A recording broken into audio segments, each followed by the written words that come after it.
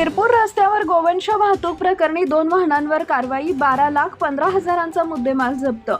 जळगाव जिल्ह्यातील चोपडा शिरपूर रस्त्यावर परवाना नसताना गोवंशांची दाटीवाटीनं वाहतूक करणाऱ्या 2 वाहनांवर कारवाई करण्यात आली. गुना पाट्याजवळ महिंद्रा पिकअप व छोटा हत्ती या वाहनातून गोवंश वाहतूक होत असल्याचं आढळून आले.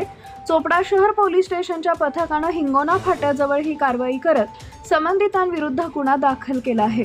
वाहनासह गोवंश असा एकूण 12,15,000चा मुद्देमाल जप्त करण्यात आलाय. जप्त केलेल्या गुरांना गोशाळेत रवाना करण्यात आल्याची माहिती पोलीस उपविभागीय अधिकारी अण्णासाहेब घोलप यांनी दिली आहे.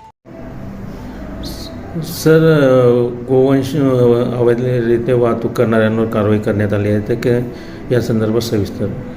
चोपडा शहर पोलीस स्टेशनच्या हद्दीमध्ये आज पहाटे साधारण 5 वाजताच्या सुमाराला 2 वाहनं, एक महिंद्रा पिकअप आणि एक टाटा कंपनीचं छोटा हत्ती, याच्यामध्ये जनावरांना असं कोंबून त्याची वाहतूक करत असताना मिळालेले आहेत.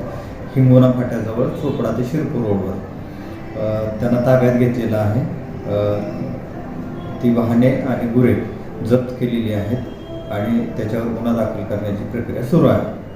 सर, किती गुरं होत्या आणि एकूण मुद्देमाल किती जप्त करा? जनावरे आणि दोन्ही वाहनं मिळून साधारण 12,15,000 रुपयाचा मुद्देमाल आहे, तो जप्त केलेला आहे.